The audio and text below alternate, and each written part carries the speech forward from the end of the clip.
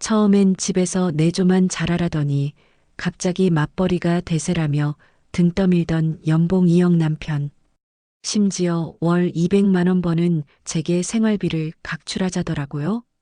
요즘 트렌드는 반반이라며 우기는 꼴을 보니 기가 막혀서 말이 안 나왔지만 그럼 돈도 반반, 집안일도 반반하자며 계약서로 못을 박았죠. 그렇게 시작된 팽팽한 신경전 속 갑자기 시모가 거실을 차지하고 있길래 쾌재를 불렀어요. 잘 됐네. 딱 반반 공평하게 우리 친정엄마도 모시고 올게. 그날부터 시작된 지옥의 2대2 동거. 안방을 차지한 우리 엄마와 며느리 눈치 보느라 작은 방에 갇힌 시어머니. 그리고 그 사이에서 쪽잠 자며 피가 마르는 남편. 잘못된 계약서 한 장이 불러온 이 기막히고 아슬아슬한 한 지붕 두 가족 이야기. 과연 그 끝은 어디였을까요? 시작하기 전에 좋아요 버튼 꾹 눌러주세요. 여러분들 하루에 축복이 가득하길 기원합니다. 안녕하세요.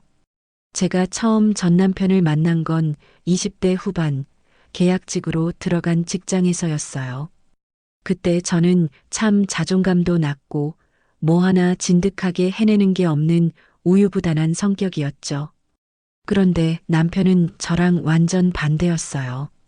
회사 최연소 과장 타이틀을 달고 있었는데 회의 때마다 상사 눈치 안 보고 자기 할 말 딱딱하고 일 처리도 얼마나 깔끔한지. 저는 그 모습이 그렇게 멋져 보일 수가 없더라고요. 나한테 없는 저 당당함, 저 강단 있는 모습에 완전히 마음을 뺏겨버린 거죠. 그래서 제가 먼저 좋다고 쫓아다녔어요.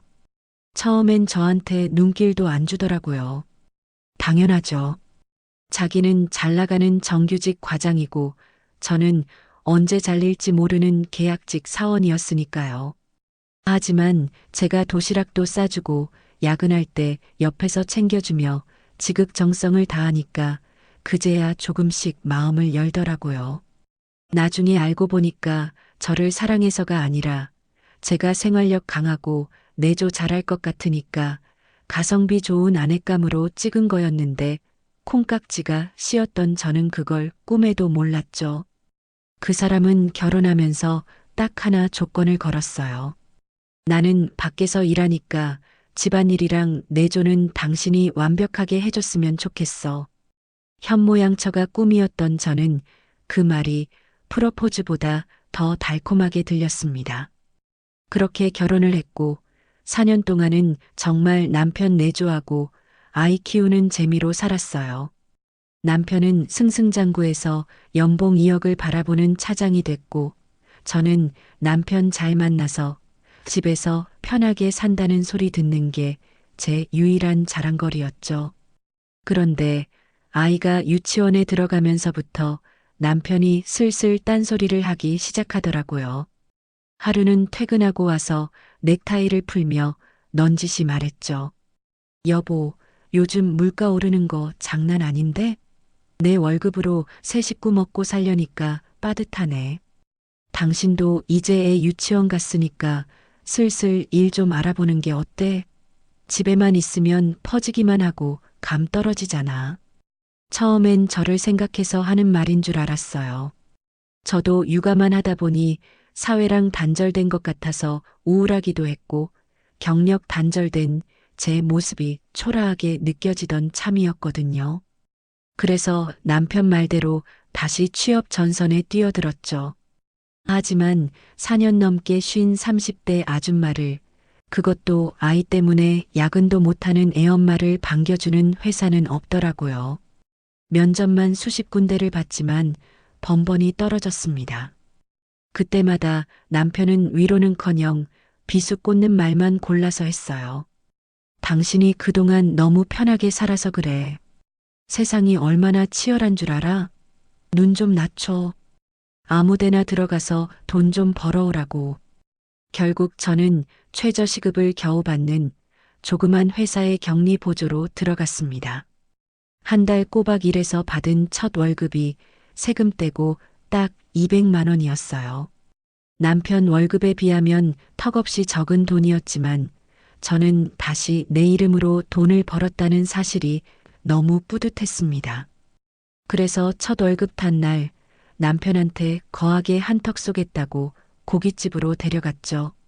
불판 위에서 고기가 지글지글 익어가고 저는 신이 나서 남편한테 상추쌈을 싸주려는데 남편이 제 손을 툭 치며 정색을 하고 말하더라고요. 여보, 이제 당신도 돈 버니까 우리 생활비 계산 좀 다시 하자. 요즘 트렌드가 뭔지 알아? 더치페이 반반이야. 공평하게. 순간 제 귀를 의심했습니다. 고기 굽는 소리 때문에 제가 잘못 들은 줄 알았어요.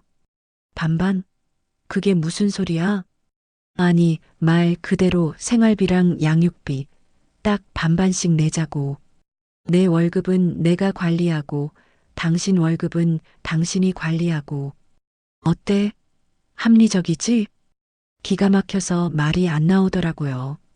남편 연봉은 2억 가까이 되고 저는 이제 겨우 연봉 2,400만 원인데 이걸 똑같이 반반 내자고요?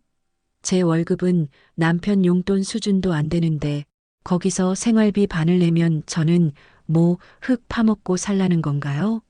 너무 어이가 없어서 따졌죠. 자기야, 지금 제정신이야?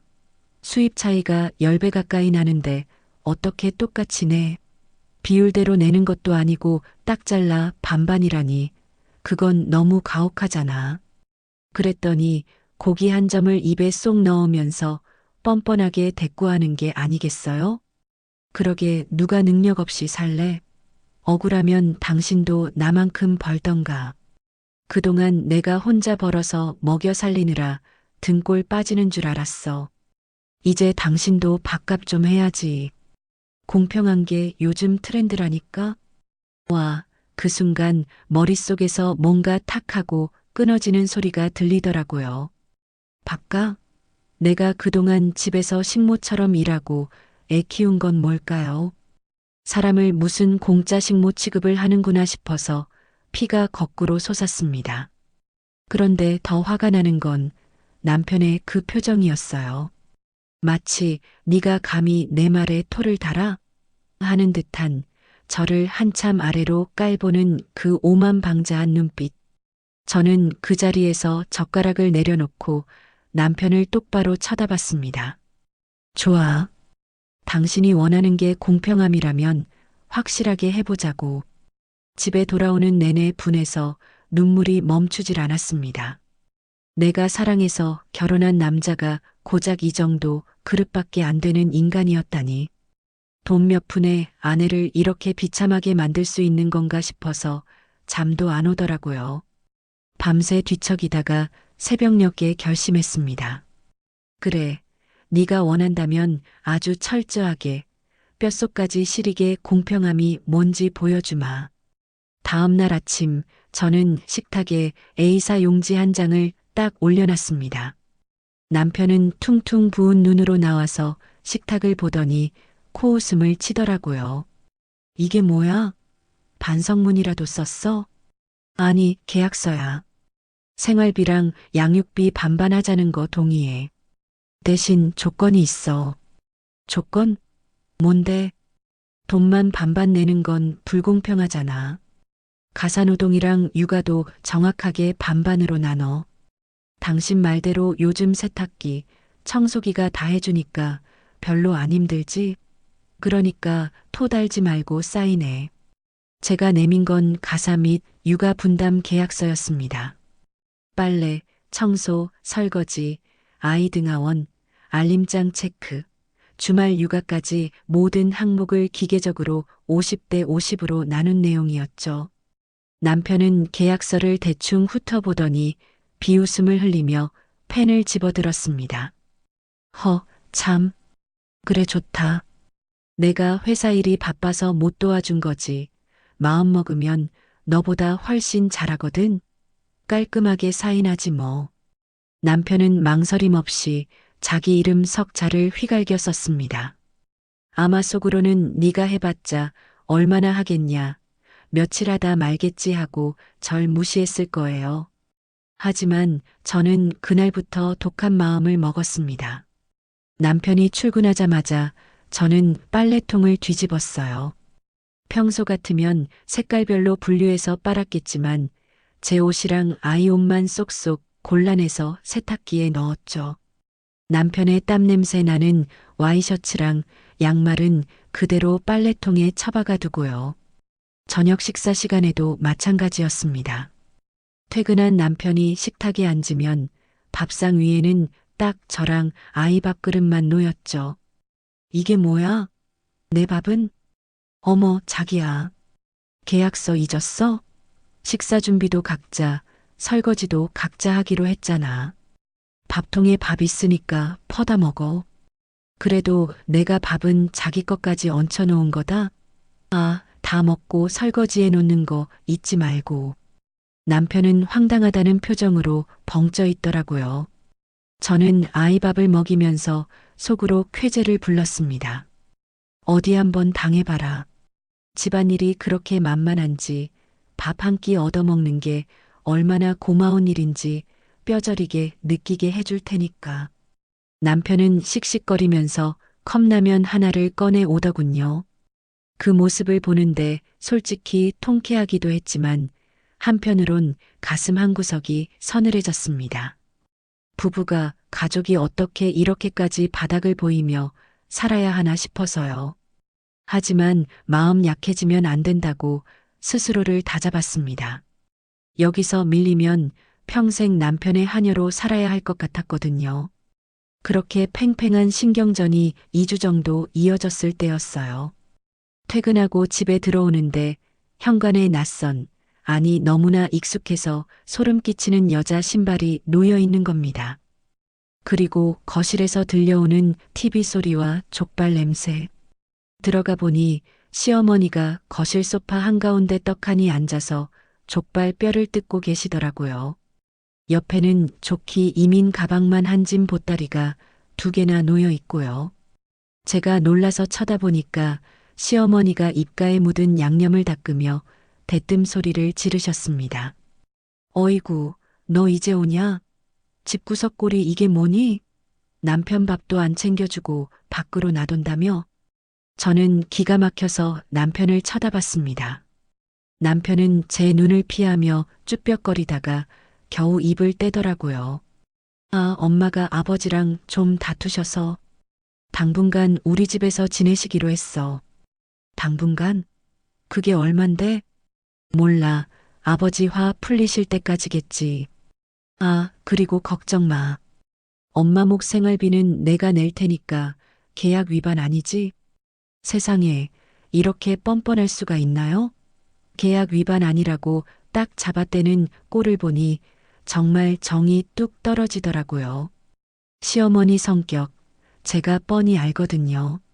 하나 있는 아들 귀하게 키워서 며느리는 종 부리듯 하는 분인데 얹혀 살러 오신 주제에 오자마자 잔소리부터 시전하시니 안날이 캄캄했습니다.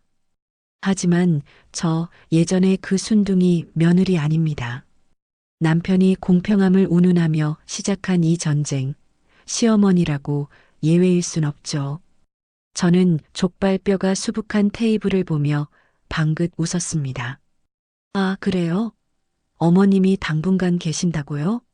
잘 됐네요. 안 그래도 요즘 집안일 때문에 남편이랑 트러블이 좀 있었는데. 여보, 당신 말대로 돈만 내면 된다는 거지? 그렇지. 남편은 찜찜한 표정으로 대답했고 저는 그 길로 방에 들어가서 바로 전화를 걸었습니다. 바로 지방에서 식당 하시느라 바쁘신 하지만 딸 일이라면 물불 안 가리는 우리 엄마한테요. 엄마 나야. 서울 좀 올라와야겠어. 시어머니가 집에 오셨는데 나 혼자 감당이 안 돼. 엄마가 와서 좀 도와줘. 전화를 끊고 나오는데 남편과 시어머니가 저를 멍하니 쳐다보더라고요. 저는 남편 얼굴 앞에다 대고 선전포고를 날렸습니다. 당신 말대로 공평하게 해야지. 시어머니 오셨으니까 우리 친정엄마도 오시기로 했어. 이게 공평한 거니까 토 달지 마. 남편 얼굴이 사색이 되는 걸 보니 이제야 뭔가 잘못 돌아가고 있다는 걸 감지한 모양입니다. 하지만 이미 늦었어요. 잘못된 계약서 한 장이 불러온 파국, 그리고 시어머니와 친정엄마의 숨막히는 한판 승부. 과연 이 집구석이 어떻게 돌아갈지 궁금하시죠? 퇴근길 서울역에 도착한 친정엄마를 모시고 집으로 향하는 발걸음은 전쟁터에 나가는 장수보다 더 비장했습니다. 엄마는 제 얼굴을 보자마자 얼굴이 반쪽이 됐다며 혀를 차셨지만 저는 엄마 손을 꼭 잡고 말했죠. 엄마, 나 이제 안 참아. 엄마가 나 좀 도와줘. 엄마는 아무 말 없이 제 손을 꽉 잡아주셨습니다. 그 거친 손의 감촉만으로도 천군만마를 얻은 기분이더라고요. 도어락 비밀번호를 누르고 현관문을 열자 거실에는 여전히 시어머니가 소파에 누워 TV를 보고 계셨고 남편은 그 옆에서 과일을 깎아드리고 있더군요. 두 사람은 현관에 들어선 저와 제 뒤에 서 있는 친정엄마를 보고는 마치 귀신이라도 본 사람 마냥 눈이 휘둥그레졌습니다. 남편은 들고 있던 과도를 떨어뜨릴 뻔했고 시어머니는 벌러덩 누워있던 몸을 스프링처럼 튕겨 일으키시더라고요. 아니, 사돈? 연락도 없이 갑자기 웬일입니까? 시어머니가 당황한 기색을 감추지 못하고 묻자 우리 엄마 보란 듯이 짐 가방을 거실 한복판에 쿵 내려놓으며 웃으셨습니다. 연락은 무슨 내 딸 집에 오는데 허락받고 와야 합니까? 사돈도 와 계신다길래 저도 딸 얼굴도 보고 좀 쉬다 가려고 왔지요. 왜요? 사돈은 되고 저는 안 됩니까? 엄마의 그 당당한 기세에 시어머니는 입만 벙긋거릴 뿐 아무 대꾸도 못하셨죠. 옆에서 남편이 아니 장모님 미리 말씀을 주셨으면 하고 우물쭈물 하는데 엄마는 들은 척도 안 하고 안방으로 직행하셨어요. 아이고 허리야. 기차 탔더니 삭신이 쑤시네. 김서방, 나 좀 씻게 따뜻한 물 좀 받아놔. 그날부터 우리 집은 그야말로 삼국지 전쟁터가 따로 없었습니다. 방 3개짜리 아파트의 구조가 강제로 재편되었거든요. 가장 넓은 안방은 저와 친정엄마 그리고 아이가 차지했습니다. 시어머니는 원래 짐을 풀어두셨던 작은 방을 쓰게 되셨고 졸지에 갈 곳 잃은 남편은 서재 구석에 접이식 침대를 펴고 쪽잠을 자는 신세가 되었죠.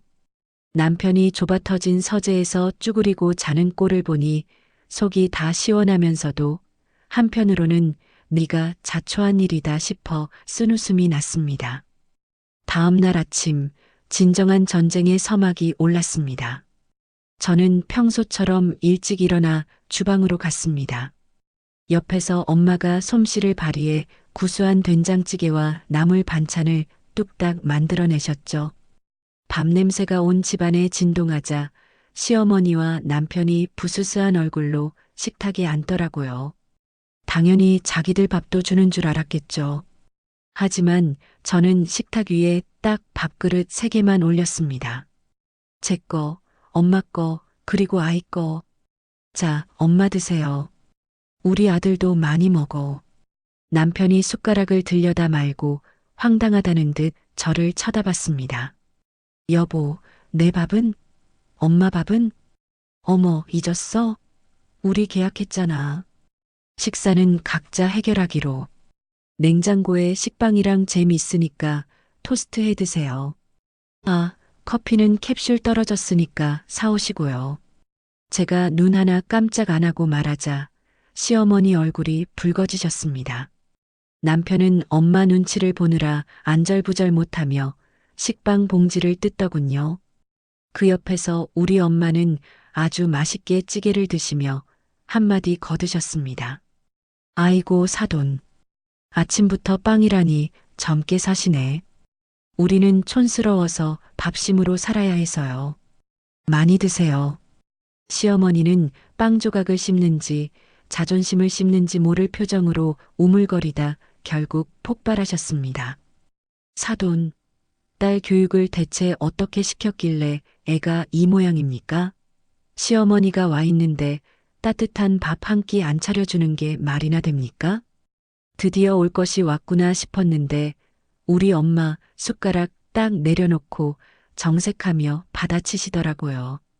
그러는 사돈은 아들 교육을 어찌 시켰길래 돈도 많이 번다는 놈이 마누라한테 생활비 반반 내라며 벼룩의 간을 빼먹으려 합니까? 사돈 아들이 먼저 그렇게 하자고 해서 내 딸은 약속 지키는 것뿐인데 뭐가 문제요? 엄마의 속사포 같은 팩트 폭격에 시어머니는 말문이 막히셨는지 헉 하고 숨을 들이키셨습니다. 남편은 두 어머니의 살벌한 기싸움 사이에서 눈만 대굴대굴 굴리며 빵 부스러기만 흘리고 있더군요. 그 모습을 보니 10년 묵은 채증이 내려가는 것 같았습니다. 엄마가 없었다면 저는 또 죄인처럼 고개 숙이고 있었겠죠. 든든한 내 편이 있다는 게 이렇게나 큰 힘이 된다는 걸 그때 뼈저리게 느꼈습니다. 하지만 갈등은 거기서 끝이 아니었습니다. 그날 저녁 시어머니가 본인 속옷이랑 남편 옷을 빨래통에 쑤셔넣고 계셨는데 제가 그걸 보고 바로 꺼내버렸거든요. 어머님, 빨래통 섞이면 안 돼요. 저흰 빨래도 각자 하기로 했거든요. 세탁기 사용법 모르시면 알려드릴까요? 아니면 손빨래 하셔도 되고요. 제가 생글생글 웃으며 말하자 시어머니는 들고 있던 속옷을 바닥에 패대기 치며 소리를 지르셨습니다. 아, 너 진짜 못돼 처먹었구나. 어머님, 공평하게 해야죠. 남편이 원한 게 그거라니까요. 억울하시면 아드님한테 따지세요. 열이 머리끝까지 오른 시어머니는 당장 남편에게 전화를 걸어 고래고래 소리를 지르셨습니다. 며느리가 시어머니를 하녀 취급한다느니 내가 내 집 놔두고 여기서 무슨 꼴을 당하는지 모르겠다느니 하소연을 늘어놓으시더라고요. 그날 밤 남편이 저를 서재로 조용히 불렀습니다. 축 처진 어깨로 저를 보며 사정하더군요. 여보, 제발 부탁이다. 장모님 좀 보내면 안 될까? 나 진짜 숨 막혀 죽을 것 같아. 엄마도 곧 가신다니까 제발 예전처럼 지내자. 응? 그 비굴한 표정을 보는데 헛웃음이 나왔습니다. 자기가 불리해지니까 이제 와서 평화를 찾자고요? 당신 어머니 가시면 우리 엄마도 가셔.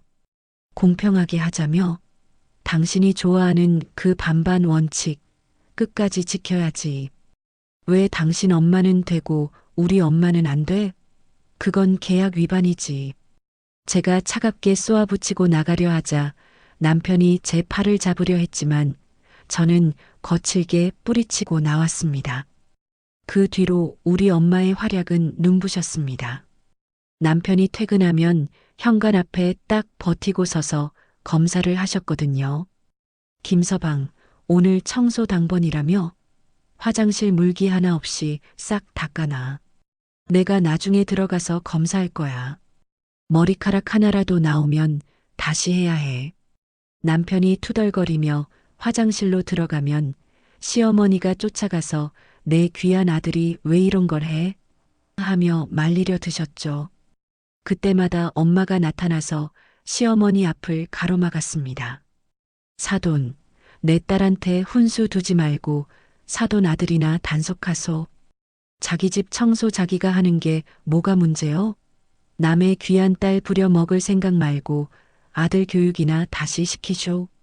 시어머니는 엄마의 그 카리스마에 눌려 씩씩거리면서도 결국 방으로 들어가 문을 쾅 닫는 것밖에는 할 수 있는 게 없었습니다. 이 기막힌 동거가 일주일째 이어지자 집안 공기는 그야말로 살얼음판이었습니다. 남편은 집에 들어오는 걸 죽기보다 싫어하는 눈치였어요. 회사 일이 바쁘다는 핑계로 야근이 잦아지더니 급기야는 회식이다, 워크숍이다 하면서 외박을 하기 시작했습니다. 시어머니는 아들이 집에 안 들어오니 저한테 화풀이를 하고 싶어 안달이 나셨지만 엄마가 눈을 부릅뜨고 계시니 찍소리도 못하고 방에만 박혀 계셨죠. 어느 날 밤 남편은 또 야근이라며 늦는다고 연락이 왔고 아이를 재운 뒤 엄마와 나란히 침대에 누웠습니다. 엄마가 천장을 바라보며 한숨을 푹 쉬시더니 조심스럽게 말을 꺼내시더라고요. 딸아, 너 저런 놈하고 평생 살 수 있겠어? 엄마 생각엔 영 아닌 것 같다. 엄마도 그렇게 생각해? 아무리 요즘 세상이 변했다 해도 부부가 네 거 내 거 따지면서 칼같이 계산하는 게 정상이냐? 결혼 생활이라는 게 어떻게 딱 반반으로 자기 할 일만 하면서 살 수 있겠어. 서로 부족한 거 채워주고 보듬어주는 게 부부지. 저놈 하는 꼴을 보니 너를 아내로 생각하는 게 아니라 무슨 동거인이나 하인 부리듯 하는 것 같아 속이 상해 죽겠다. 엄마는 잠시 말을 멈추더니 제 쪽으로 돌아 누우며 심각한 표정으로 말씀하셨습니다. 그리고 내가 촉이 좀 이상하다. 저놈 눈빛이 영 아니야. 집에 들어오면 폰만 붙들고 있고 화장실 갈 때도 폰을 챙겨가질 않나? 너 혹시 짐작 가는 거 없니? 엄마의 말을 듣는데 가슴이 철렁 내려앉았습니다. 사실 저도 느끼고 있었거든요. 남편이 요즘 들어 부쩍 핸드폰의 잠금 패턴을 복잡하게 바꾸고 전화기를 들고 다니는 모습들을요. 하지만 애써 부정하고 싶었어요. 설마 그래도 아이 아빠인데 아무리 돈 문제로 싸워도 여자가 있을 거라고는 생각하고 싶지 않았거든요. 그냥 우리가 돈 때문에 시댁 문제 때문에 사이가 나빠진 것뿐이라고 믿고 싶었습니다. 아니야, 엄마. 그런 거 없어. 그냥 요즘 회사 일이 많아서 예민해서 그래. 저는 엄마를 안심시키려 했지만 엄마는 제 손을 꼭 잡으며 단호하게 말씀하셨습니다. 아니다. 여자의 촉은 무서운 거야. 특히 엄마 촉은 한 번도 틀린 적 없다. 애기 생각해서라도 마음 단단히 먹어라. 만약에라도 저놈이 딴짓하는 거면 엄마가 가만 안 둔다. 그날 밤 저는 잠을 설쳤습니다. 엄마의 말이 귓가에서 맴돌아서요. 다음 날 새벽 남편이 술에 잔뜩 취해 들어와서 서재에 쓰러져 잠들었습니다.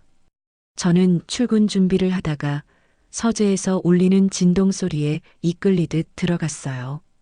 남편은 옷도 못 갈아입고 골아떨어져 있었고 바닥에 떨어진 핸드폰 화면에 불빛이 들어와 있더라고요.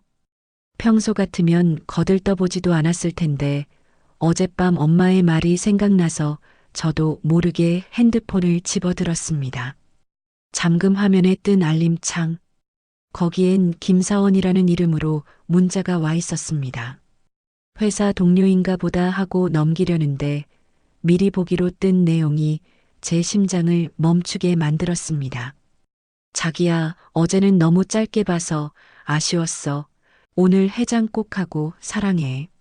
순간 제 눈을 의심했습니다. 김사원? 회사 사람? 그런데 내용이 자기야, 사랑해. 손이 부들부들 떨려서 핸드폰을 놓칠 뻔했습니다. 머릿속이 하얘지면서 아무런 생각도 나지 않았습니다. 다리에 힘이 풀려 그 자리에 주저앉고 말았죠. 이 남자가 나한테 생활비 반반을 강요하고 시어머니를 불러들여 나를 괴롭히던 그 모든 시간 동안 뒤로는 다른 여자와 저런 짓을 하고 있었다는 건가요? 돈 아깝다고 나한테는 커피 한 잔도 아까워하던 인간이 밖에서는 다른 여자랑 시시덕거리고 있었다니. 배신감이라는 단어로는 설명이 안 되는 끔찍한 고통이 밀려왔습니다. 그때 뒤에서 인기척이 느껴져 돌아보니 엄마가 방문 앞에 서서 저를 보고 계셨습니다. 제 손에 들린 핸드폰과 창백해진 제 얼굴을 번갈아 보시던 엄마의 표정이 싸늘하게 굳어졌어요. 내 이럴 줄 알았다. 그놈, 결국 사고 쳤구나. 엄마는 조용히 다가와 제 손에서 핸드폰을 가져가셨습니다. 그리고 화면을 확인하시더니 곤히 자고 있는 남편을 내려다보며 나지막이 하지만 뼈가 시리도록 차가운 목소리로 말씀하셨습니다. 울지 마라. 눈물도 아깝다. 이제부터가 진짜 전쟁이다. 엄마가 저 집 식구들 뼈도 못 추리게 만들어줄 테니까. 엄마의 그 한마디에 억눌러왔던 눈물이 터졌지만 저는 이를 악물고 눈물을 닦았습니다. 그래요. 이제 슬퍼하고 있을 때가 아닙니다. 저 인간의 밑바닥을 본 이상 저도 더 이상 물러설 곳이 없었으니까요. 다음 날 날이 밝자마자 저는 남편 몰래 흥신소를 알아봤습니다. 인터넷을 뒤지고 지인의 지인을 건너 물어물어 가장 확실하게 일 처리를 해준다는 곳을 찾았죠. 상담 실장님과 통화를 하는데 목소리가 떨려서 말이 잘 안 나오더라고요. 비용은 생각보다 훨씬 비쌌습니다. 하지만 돈이 문제인가요? 제 인생이 송두리째 부정당하게 생겼는데요. 저는 결혼 전부터 조금씩 모아왔던 비상금 통장을 털었습니다. 남편이 생활비 반반 타령할 때도 아이 학원비 때문에 전전긍긍할 때도 꾹 참고 아껴뒀던 제 피 같은 돈이었죠.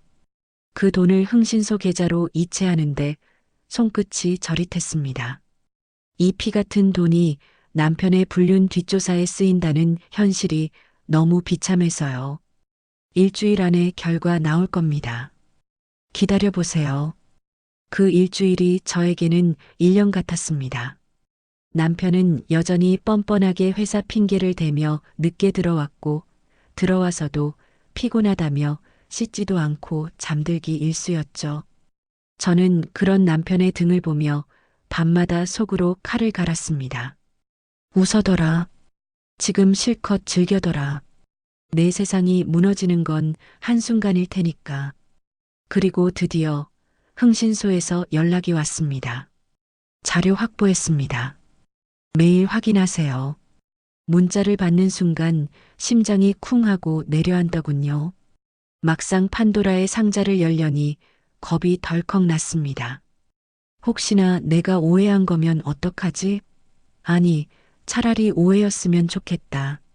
하지만 떨리는 손으로 클릭한 메일함 속에는 제 마지막 희망마저 산산이 조각내는 끔찍한 진실들이 담겨 있었습니다. 사진 속 남편은 제가 알던 그 무뚝뚝하고 계산적인 남자가 아니었습니다. 젊고 예쁜 여자와 팔짱을 끼고 거리를 활보하며 입이 귀에 걸리도록 환하게 웃고 있더군요. 여자는 딱 봐도 20대 후반, 앳된 얼굴의 신입사원 같았습니다.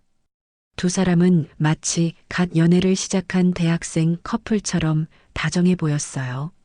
남편이 저 여자 허리를 감싸고 에스컬레이터를 타는 사진, 카페에서 서로 음식을 먹여주는 사진.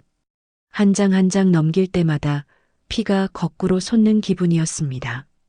그런데 진짜 충격은 그 뒤에 첨부된 카드 사용 내역서와 통화 기록에 있었습니다. 흥신소 실장님이 남편의 과거 행적까지 샅샅이 뒤져서 엑셀 파일로 정리해 줬는데 그 날짜들을 가만히 들여다보다가 저는 소름이 끼치고 말았습니다. 남편이 저 여자에게 처음으로 고가의 목걸이를 결제해 준 날짜, 그리고 호텔을 예약하기 시작한 그 시점. 그게 바로 남편이 저에게 이제 너도 돈 좀 벌어라, 생활비 반반하자고 강요하기 시작한 시점과 소름 끼치도록 정확히 일치했거든요. 순간 머리를 한 대 얻어맞은 것 같았습니다. 아, 그래서였구나. 공평함? 요즘 트렌드? 웃기고 있네. 남편이 생활비를 아끼자고 반반 내자고 했던 건 진짜 돈이 없어서가 아니었습니다. 저 어린 여자한테 돈을 써야 했기 때문이었어요. 흥신소에서 보내준 카드 내역을 보니 기가 차서 말이 안 나오더군요. 저한테는 생활비 아끼라며 잔소리하던 인간이 불륜녀에게는 300만 원짜리 명품 가방을 일시불로 긁었더라고요. 강남의 고급 오마카세, 호텔 뷔페, 주말 여행 펜션비. 내역서에 찍힌 금액들은 제 월급의 몇 배나 되는 액수들이었습니다. 저는 마트에서 1+1 행사 상품만 골라 담으며 아등바등 살았는데 이 인간은 밖에서 제 돈과 정성을 갉아먹으며 딴살림을 차리고 있었던 겁니다. 손이 너무나 떨렸어요. 저를 철저하게 기만하고 바보 취급했다는 사실에 치가 떨렸죠. 이건 단순한 외도가 아니라 저라는 사람의 인격을 살인한 거나 다름없었으니까요. 그리고 마지막 첨부 파일, 녹음 파일을 재생했습니다. 차 안에서 나눈 대화인 것 같았어요. 여자의 애교 섞인 목소리가 흘러나왔습니다. 자기야, 와이프랑은 언제 정리할 거야? 나 기다리다 늙어 죽겠다. 아이고, 우리 예쁜이 조금만 기다려. 지금 타이밍 보고 있어. 안 그래도 정 떨어지게 만들어서 제 발로 나가게 하려고 작업 중이야. 생활비도 안 주고 괴롭히고 있거든. 독한 여자라 잘 안 떨어지긴 하는데 곧 지쳐서 나가 떨어질 거야. 진짜? 혹시 와이프 사랑해서 못 놔주겠는 건 아니지? 사랑은 무슨. 그냥 일 잘하고 말 잘 들으니까 데리고 산 거지. 그리고 이제 같이 다니면 창피해. 너랑 다니니까 내가 다시 20대로 돌아간 것 같아. 늙고 눈치 없는 여자는 질색이야. 그 녹음 파일을 듣는데 눈물조차 나오지 않았습니다. 그저 헛웃음만 터져 나오더라고요. 늙고 센스 없는 여자. 정 떨어지게 해서 내쫓으려고 생활비를 끊었다. 이게 사람 새끼가 할 짓인가요? 저는 그 자리에 주저앉아 한참을 멍하니 허공만 바라봤습니다. 내가 저런 쓰레기를 믿고 내 인생을 걸었구나.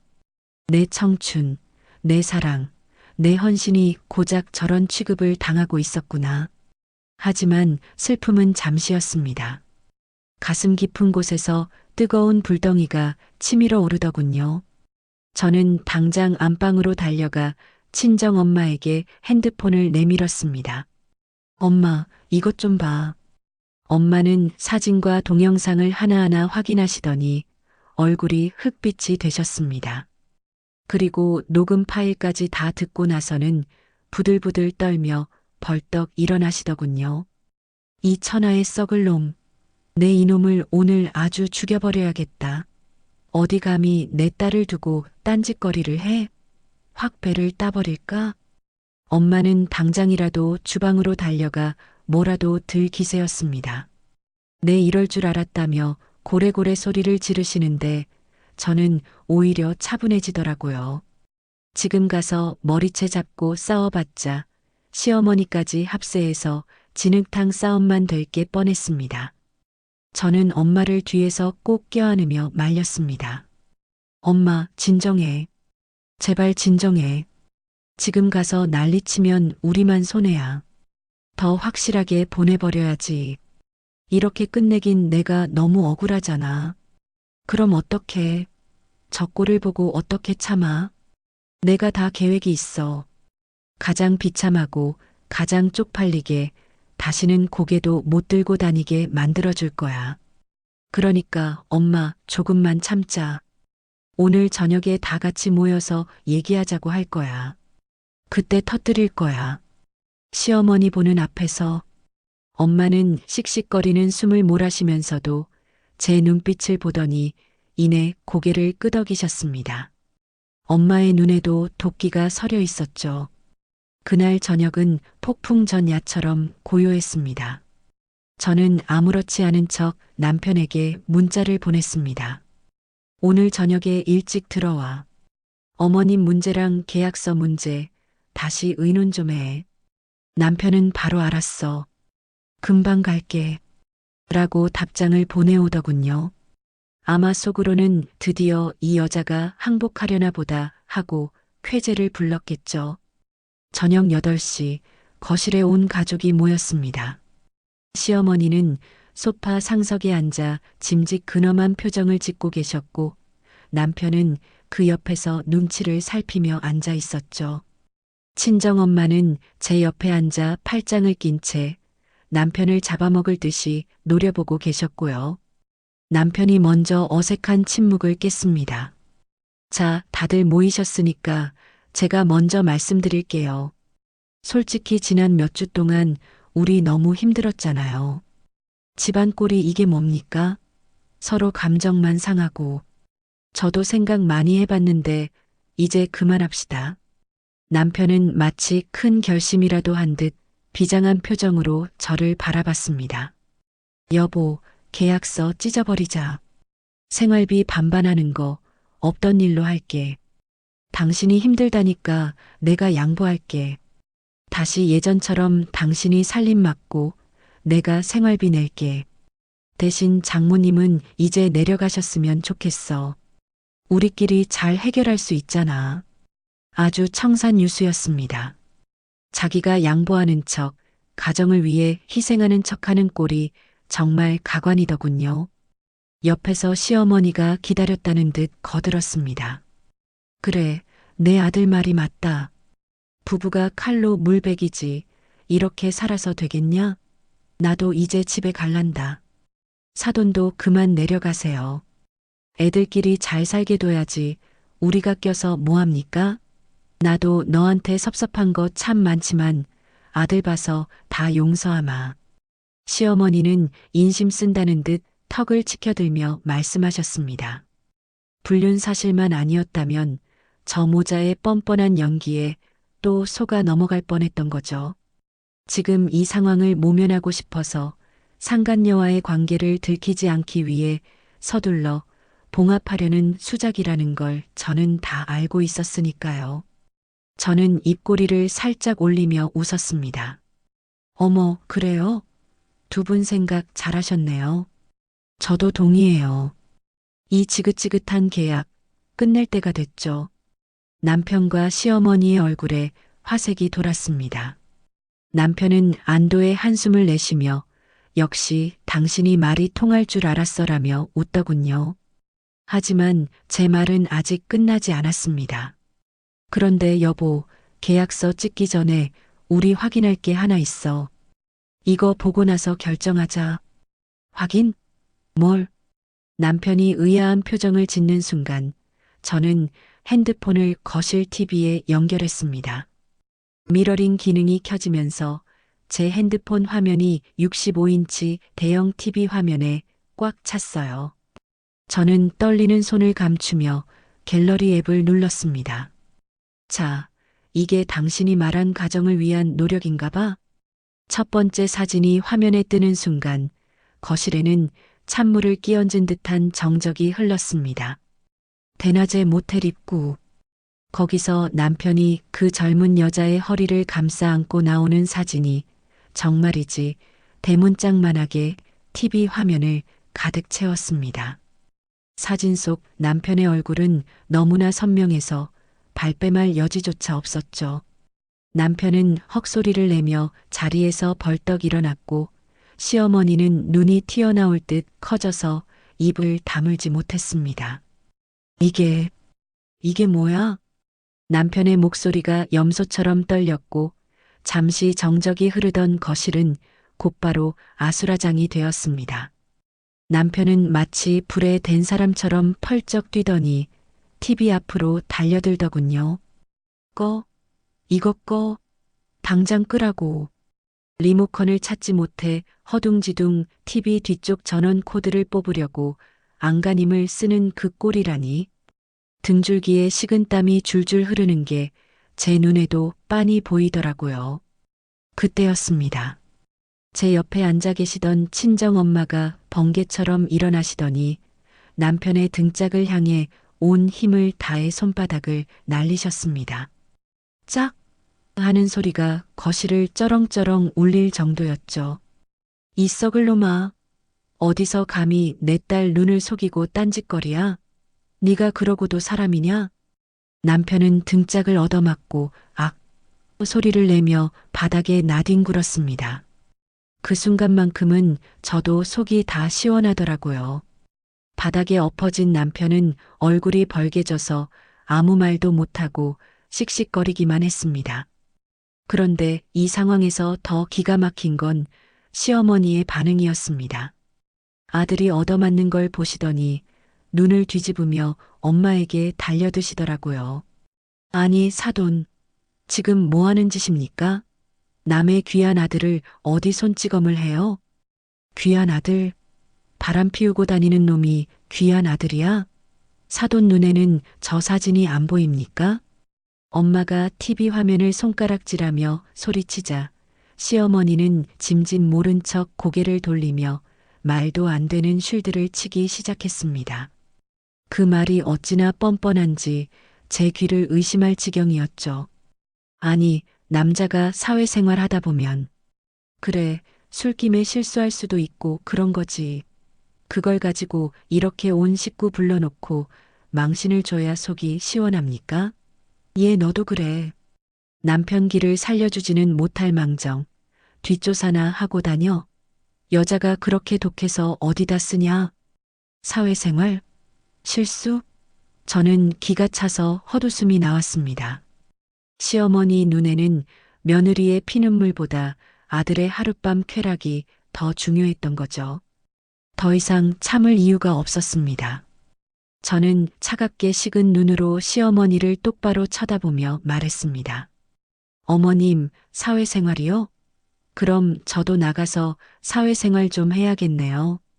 저도 젊은 남자 만나서 데이트하고 모텔 가고 남자한테 명품 선물 좀 하고 다녀도 되겠어요? 어머님 논리대로라면 그래도 되는 거잖아요. 뭐, 이게 어디서 말대꾸야. 시어머니는 말문이 막혀서 입만 뻐끔거렸습니다. 남편은 바닥에서 일어나지도 못하고 제 눈치만 살피고 있었고요. 저는 그들을 향해 마지막 선고를 내렸습니다. 더 이상 긴 말 안 할게요. 이혼해, 우리. 여보, 잠깐만. 오해라니까. 내가 설명할게. 응? 남편이 기어와서 제 바짓가랑이를 잡으려 했지만 저는 발로 툭 차버렸습니다. 오해? 증거가 이렇게 명백한데 무슨 오해? 상간녀 소송 걸 거야. 니네 회사에도 알릴 거고 위자료 청구할 거야. 그리고 재산 분할 아주 확실하게 할 거야. 유책 배우자는 당신이니까 꿈도 꾸지 마. 양육권? 당신 같은 아빠한테 우리 애 절대 못 맡겨. 저는 그 자리에서 방으로 들어가 짐을 싸기 시작했습니다. 미리 싸둔 캐리어를 꺼내고 아이 옷가지를 챙겼죠. 거실에서는 시어머니의 통곡 소리와 남편의 비명 소리가 들려왔지만 제 귀에는 그저 소음으로만 들렸습니다. 엄마도 씩씩거리며 짐을 챙겨 나오셨습니다. 우리는 뒤도 돌아보지 않고 현관문을 나섰습니다. 엘리베이터 문이 닫히는 순간 남편이 현관문을 열고 뛰쳐나오며 여보, 장모님 하고 불렀지만 문은 매정하게 닫혔습니다. 그렇게 저는 제 발로 그 지옥 같은 집구석을 걸어 나왔습니다. 차가운 밤 공기가 얼굴에 닿는데 슬프기는커녕 가슴이 뻥 뚫리는 것 같더라고요. 드디어 해방이구나. 그동안 나를 옥죄던 그놈의 반반 타령, 시어머니의 구박, 남편의 무시, 모든 것에서 벗어났다는 생각에 다리가 후들거렸지만 정신은 그 어느 때보다 맑았습니다. 친정엄마는 제 손을 꼭 잡고 말씀하셨어요. 잘했다, 내 새끼. 정말 잘했다. 이제 엄마가 다 알아서 할 테니까 너는 아무 걱정하지 마라. 우리는 일단 근처 호텔로 이동했습니다. 잠든 아이를 침대에 눕혀놓고 저는 미리 상담해둔 변호사님께 문자를 남겼죠. 증거 확보했습니다. 내일 아침 바로 진행해 주세요. 다음 날부터 저의 반격은 치밀하고 신속하게 진행되었습니다. 변호사님을 만나 남편 명의의 아파트, 예금, 주식, 심지어 월급 통장까지 모든 금융자산에 가압류를 걸어버렸습니다. 남편이 돈을 빼돌리지 못하도록 손발을 묶어버린 거죠. 그리고 상간녀에게도 위자료 청구 소송을 제기했습니다. 소장을 받은 상간녀의 표정이 어땠을지 상상만 해도 통쾌하더군요. 하지만 법적인 처벌만으로는 부족했습니다. 그 인간에게 사회적 매장이란 게 뭔지 보여주고 싶었거든요. 저는 남편 회사의 익명 게시판, 일명 블라인드 앱을 켰습니다. 그리고 아주 교묘하게 하지만 알 사람은 다 알 수 있게 글을 올렸죠.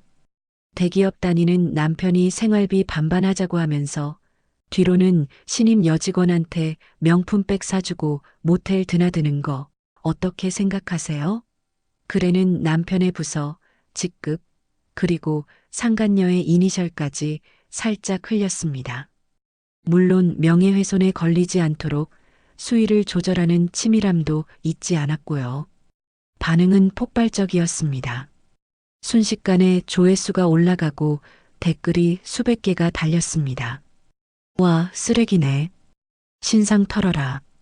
저런 놈이랑 어떻게 사냐? 회사 내에서도 소문은 삽시간에 퍼졌을 겁니다. 남편의 평판이 바닥을 치는 건 시간 문제였죠. 며칠 뒤 남편에게서 전화가 빗발쳤습니다.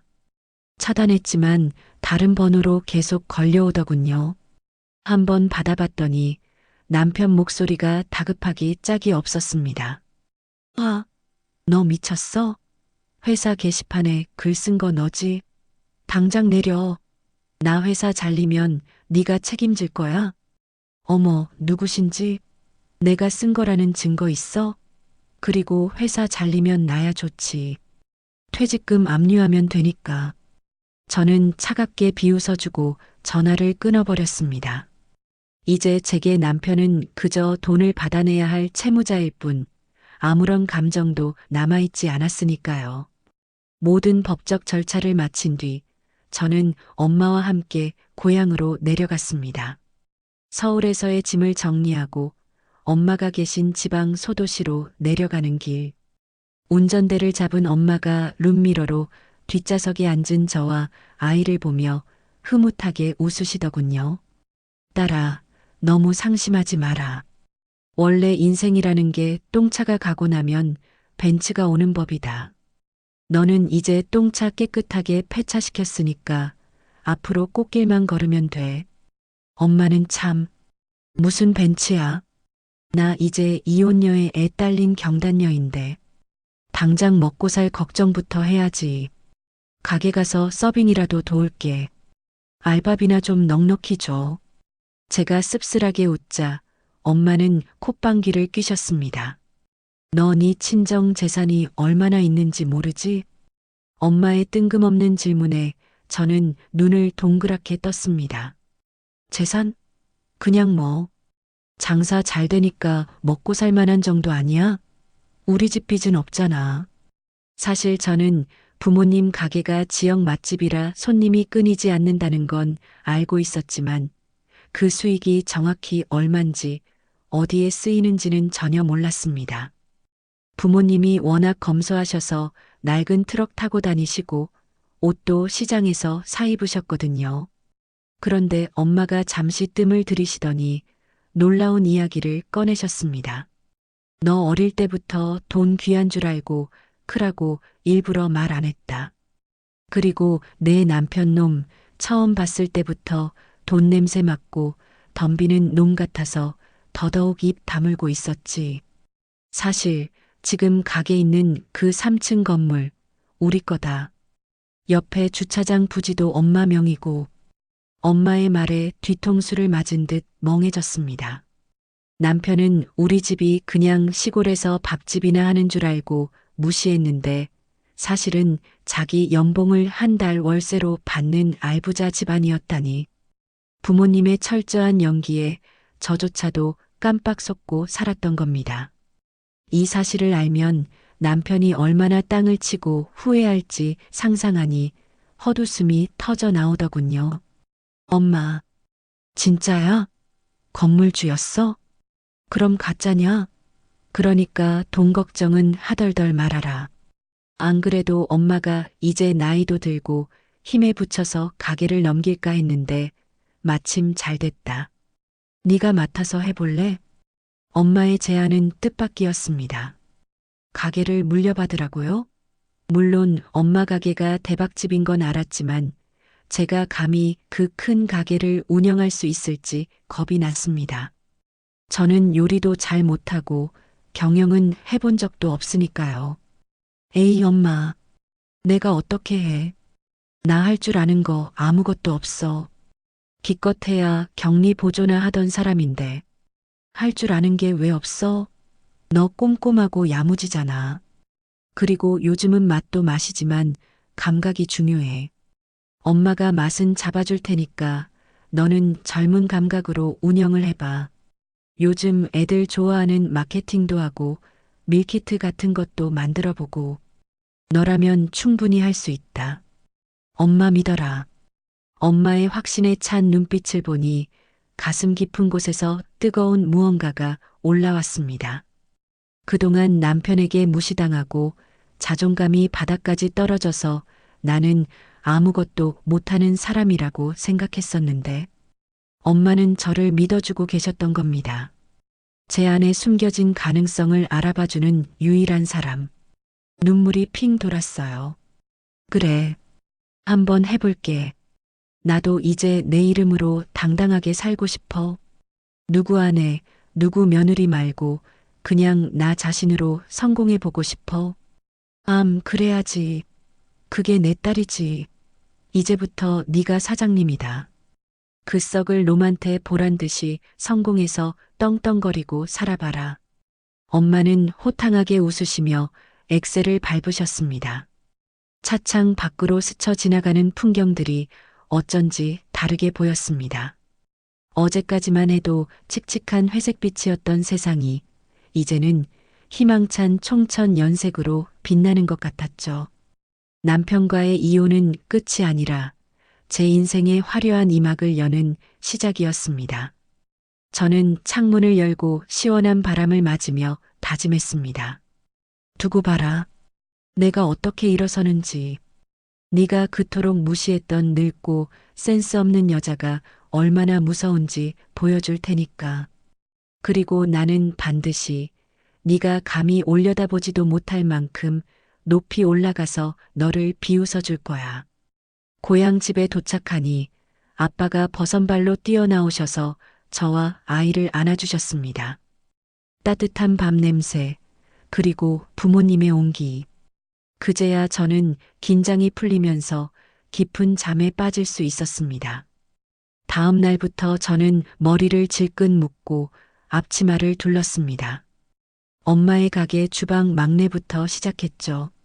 새벽 시장을 따라다니며 좋은 재료 고르는 법을 배우고 설거지부터 서빙까지 닥치는 대로 일했습니다. 몸은 고단했지만 마음만은 날아갈 듯 가벼웠어요. 제 땀방울이 온전히 저를 위한 걸음이 된다는 사실이 너무나 행복했으니까요. 이혼 소송이 시작되자마자 남편은 그야말로 밑바닥 인성을 드러냈습니다. 처음에는 여보, 내가 다 잘못했어. 제발 한 번만 봐줘라. 우리의 생각해서라도 이러면 안 되잖아. 라며 무릎 꿇고 싹싹 빌었습니다. 눈물 콧물 흘려가며 연기하는 꼴이 가관이었죠. 하지만 제가 꿈쩍도 안 하고 위자료랑 재산 분할, 양육비 내놔라고 강하게 나가자 금세 본색을 드러냈습니다. 법원 조정실에서 마주 앉았을 때 남편이 저를 노려보며 뱉은 말은 평생 잊지 못할 겁니다. 너 진짜 돈에 환장했냐? 내가 뼈 빠지게 번 돈을 왜 너한테 줘? 집안일 좀 했다고 유세 떨지 마. 땡전 한 푼 못 줘. 양육권? 웃기지 마. 애는 내가 키울 거야. 너같이 능력 없는 여자한테 내 새끼 못 맡겨. 판사님 앞에서도 아내가 돈을 너무 밝혀서 가정 불화가 생겼다. 의부증이 심해서 나를 들들 볶았다며 뻔뻔하게 거짓말을 늘어놓더라고요. 옆에 앉은 시어머니는 아이고, 우리 불쌍한 아들. 저 여우 같은 년한테 홀려서 인생 망쳤네. 하며 아이고, 아이고 곡소리를 내셨고요. 정말이지 저 모자의 뻔뻔함에는 혀를 내두를 지경이었습니다. 하지만 우리에겐 뭐가 있었죠? 네, 흥신소 실장님이 영혼을 갈아 넣어 만든 아주 빼도 박도 못할 증거 자료들이 산더미처럼 쌓여 있었죠. 변호사님이 침착하게 증거들을 하나씩 꺼내기 시작했습니다. 첫 번째로 남편과 상간녀가 모텔 로비에서 껴안고 있는 고화질 사진이 법정 스크린에 띄워졌습니다. 판사님이 안경을 고쳤으며 사진을 유심히 보셨고 남편은 얼굴이 홍당무처럼 빨개져서 고개를 푹 숙였죠. 이어서 두 번째 증거, 카드 내역서가 공개되었습니다. 명품 가방 결제 내역, 고급 호텔 스위트룸 예약 내역, 그리고 저한테는 생활비 반반 타령하며 아끼라고 잔소리하던 그 시점에 상간녀에게 수백만 원을 펑펑 써댄 내역들이 줄줄이 나왔습니다. 마지막 결정타는 바로 그 녹음 파일이었습니다. 와이프랑 곧 정리할 거야. 늙고 센스 없는 여자야. 정 떨어지게 해서 내쫓으려고 생활비 끊었어. 법정 안에 남편의 목소리가 쩌렁쩌렁 울려 퍼지자 방청석에 앉아있던 사람들조차 어머, 저런 쓰레기가 다 있어? 하며 수군거렸습니다. 판사님도 기가 차다는 듯 헛웃음을 지으시더군요. 결과는 뭐 보나 마나 저의 완승이었습니다. 재판부는 남편을 유책 배우자로 인정했고 위자료 5천만 원의 재산 분할 50%, 그리고 양육권까지 모두 저에게 주라는 판결을 내렸습니다. 남편이 그토록 아끼던 아파트와 예금, 주식이 반으로 뚝 잘려나가는 순간이었죠. 판결문을 받아든 남편은 망연자실해서 법정 바닥에 주저앉아 버렸습니다. 그 옆에서 시어머니가 아이고, 불쌍한 내 아들. 판사 양반, 이게 말이 됩니까? 하며 난동을 부리시다가 법정 경위들에게 끌려나가는 꼴을 보는데 어찌나 통쾌하던지요. 저는 승리의 미소를 지으며 법원을 걸어 나왔습니다. 친정엄마가 고생했다, 내 딸. 이제 진짜 끝이다. 라고 안아주셨을 때 참고 참았던 눈물이 터져 나왔습니다. 슬퍼서가 아니라 너무나 후련하고 벅차서 흘린 기쁨의 눈물이었죠. 소송이 끝나고 들려오는 소식은 더 가관이었습니다.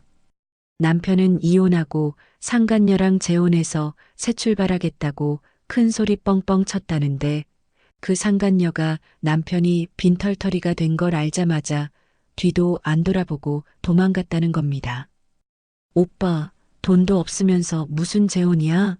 난 능력 없는 남자는 딱 질색이야. 라며 잠적해버렸다나 뭐라나. 남편은 회사에서도 불륜 사실이 소문나서 한직으로 좌천되고 동료들 사이에서 불륜남, 생활비 반반남이라는 꼬리표가 붙어 왕따가 되었다고 하더군요. 인과응보, 사필귀정, 옛말 틀린 거 하나 없다더니 남의 눈에 피눈물 흘리게 한 대가를 톡톡히 치르고 있는 셈이죠. 그렇게 2년이란 시간이 흘렀습니다. 그 시간은 저를 완전히 다른 사람으로 만들어 놓았습니다. 엄마의 손맛을 전수받아 요리 실력도 일취월장했고 무엇보다 과거 회사 경험을 살려 주먹구구식이었던 가게 운영 시스템을 싹 뜯어고쳤습니다. 매출 장부를 엑셀로 정리하고 재고 관리를 체계화해서 줄줄 새는 돈을 막았죠. 그리고 젊은 감각을 더해 가게 인테리어를 세련되게 바꾸고 SNS 마케팅을 시작했습니다. 엄마, 우리 가게 마시면 무조건 통해. 요즘 사람들은 맛도 중요하지만 분위기랑 편리함도 중요하게 생각해. 저는 과감하게 투자를 제안했습니다. 부모님은 처음엔 반신반의하셨지만 제 열정을 믿고 지지해 주셨습니다. 가장 대박을 터뜨린 건 바로 밀키트 사업이었습니다.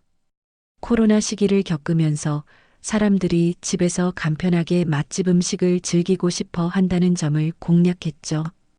엄마의 비법 양념을 활용해 누구나 쉽게 조리할 수 있는 밀키트를 개발했어요. 시제품을 만들어 주변에 돌려보고 수십 번의 시행착오 끝에 완벽한 레시피를 완성했습니다. 그리고 온라인 스토어를 개설해 판매를 시작했죠. 반응은 폭발적이었습니다. 출시되자마자 주문이 폭주하기 시작했고 입소문을 타고 전국 각지에서 택배 주문이 밀려들었어요. 가게 앞에는 오픈 전부터 손님들이 길게 줄을 서는 진풍경이 벌어졌고 택배 물량을 맞추느라 밤새 포장 작업을 해야 할 정도였습니다. 지역 맛집을 넘어 전국구 핫플로 등극한 거죠. 어느 날 통장 정리를 하다가 저는 쏘스라치게 놀랐습니다. 한 달 순수익이 전 남편이 그토록 자랑하던 연봉을 가볍게 넘어서 있었거든요. 그것도 세금 다 떼고 직원 월급 다 주고 남은 돈이요. 순간 온몸에 전율이 흘렀습니다. 남편한테 무시당하던 제가 이제는 그 사람 연봉을 한 달에 벌어들이는 CEO가 된 겁니다. 금융 치료라는 게 이런 거구나 실감했죠. 저는 그 돈으로 부모님께 최고급 안마의자를 선물해드리고 아이와 함께 해외여행도 다녀왔어요. 그리고 제 자신을 위해 처음으로 명품 가방도 하나 샀습니다. 남편이 상간녀에게 사줬던 것보다 훨씬 더 비싸고 좋은 걸로요. 내가 번 돈으로 나를 위해 쓰는 기쁨이 이렇게 큰 줄 예전엔 미처 몰랐습니다. 그러던 어느 날 방송국에서 연락이 왔습니다. 성공한 젊은 여성 CEO를 주제로 다큐멘터리를 찍고 싶다고요. 처음엔 부담스러워서 거절하려 했지만 엄마가 나가라. 나가서 네가 얼마나 잘 살고 있는지 세상에 보란 듯이 자랑해라. 그래야 그 썩을 놈 배가 더 아프지. 라며 등을 떠미셨습니다. 그래서 저는 가장 멋진 정장을 차려입고 카메라 앞에 섰습니다. 화려한 조명을 받으며 제 성공 스토리를 이야기하는데 문득 지난 날들이 주마등처럼 스쳐 지나가더라고요.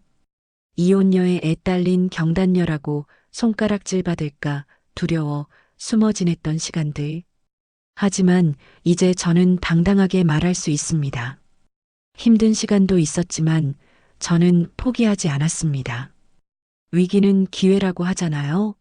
저에게 닥친 시련이 오히려 저를 더 단단하게 만들었습니다. 지금 힘드신 분들 절대 기죽지 마세요. 당신의 인생은 이제부터 시작입니다. 저를 보세요. 아무것도 없던 저도 해냈습니다. 방송이 나가고 난 뒤 반응은 뜨거웠습니다. 멋있다. 롤 모델 삼고 싶다. 사장님 보면서 힘내요라는 응원 댓글이 쏟아졌죠. 그런데 며칠 뒤 모르는 번호로 문자가 한 통 왔습니다. 여보, 방송 봤어. 당신 정말 멋있더라. 그동안 내가 미안했어. 우리 다시 시작하면 안 될까? 내 생각해서라도. 나 지금 많이 힘들어. 한 번만 기회를 줘. 전 남편이었습니다. 아마 방송 보고 배가 아파서 뒤집어졌거나 제 성공에 숟가락 얹고 싶어서 안달이 난 모양이더군요. 그 문자를 보는데 화가 나기는커녕 웃음밖에 안 나왔습니다. 얼마나 찌질하고 못난 인간인지 다시 한번 확인 사살당한 기분이랄까요? 저는 1초의 망설임도 없이 답장을 보냈습니다. 어디서 개가 짖나? 그리고 바로 수신 차단 버튼을 눌렀습니다. 더 이상 저런 인간에게 내 감정을 낭비할 시간조차 아까웠으니까요. 핸드폰을 덮고 창밖을 보니 파란 하늘이 눈부시게 펼쳐져 있었습니다. 마치 제 앞날을 축복해주는 것처럼요. 이제 저는 누군가의 아내도 며느리도 아닌 주식회사 대표이자 한 아이의 자랑스러운 엄마로 우뚝 섰습니다. 이보다 더 완벽한 복수가 어디 있을까요? 인생은 참 얄궂습니다. 이제야 겨우 숨 좀 돌리고 살만하다 싶으면 꼭 예상치 못한 곳에서 발을 걸어 넘어뜨리더라고요. 방송 출연 이후 제 사업은 날개를 단 듯 승승장구했습니다. 밀키트 주문량은 연일 신기록을 경신했고 가맹점 문의가 빗발쳐서 눈코 뜰 새 없이 바쁜 나날을 보내고 있었죠. 통장에 쌓이는 잔고를 보며 이제 우리 아이한테 남부럽지 않은 것 다 해줄 수 있겠다 싶어 안도하던 찰나였습니다. 어느 날 가게로 등기 우편 하나가 날아들었습니다. 법원에서 온 서류였죠. 봉투를 뜯어보니 양육권 변경 심판 청구서라는 낯설고도 섬뜩한 글자가 제 눈을 찔렀습니다. 내용을 읽어 내려가던 저는 기가 막혀서 말이 안 나왔습니다. 자신이 아이를 키울 경제적 능력이 충분하고 아이가 엄마보다 아빠를 더 원한다는 말도 안 되는 거짓말들이 적혀 있었으니까요. 양육비 주기 싫어서 꼼수 부리던 인간이 이제 와서 아이를 키우겠다고요? 변호사님께 급히 연락해서 알아보니 기가 막힌 사정이 있더군요. 전 남편 회사에서 권고사직 당했다고 합니다. 제가 블라인드에 올린 글이 시발점이 되어 회사 내에서 불륜남, 파렴치한으로 낙인 찍혔고 중요한 프로젝트에서 줄줄이 배제되다가 결국 제 발로 나갈 수밖에 없게 된 거죠. 거기에 위자료 준다고 대출받고 상간녀한테 쓴 카드값 메우느라 빚 독촉에 시달리고 있었던 겁니다. 그런 와중에 제가 방송에 나와서 성공한 CEO로 잘 나가는 꼴을 보니 눈이 뒤집혔겠죠. 아이를 데려오면 양육비를 안 줘도 되는 건 물론이고 오히려 저한테 양육비를 뜯어낼 수 있다고 계산기를 두드린 겁니다. 아이를 사랑해서가 아니라 아이를 돈벌이 수단으로 이용하려는 그 추악한 속내에 치가 떨렸습니다. 미친놈. 애가 물건이야? 필요할 때 가져다 쓰게. 하지만 불행은 혼자 오지 않는다고 했던가요? 전 남편의 소송에 대응하느라 정신이 없던 그때 밀키트 공장 직원에게 다급한 전화가 걸려왔습니다. 대표님, 큰일 났습니다. 구청 위생과에서 단속이 나왔는데 식중독 신고가 들어왔대요. 네, 식중독이라뇨? 우리는 당일 배송 원칙이라 그럴 리가 없는데요. 저도 모르겠어요. 손님이 저희 음식 먹고 배탈이 나서 응급실 갔다고 민원을 넣었답니다. 지금 기자들이 가게 앞에 와서 진을 치고 있어요. 눈앞이 캄캄해졌습니다. 식품 사업에서 위생 논란은 사형 선고나 다름없거든요.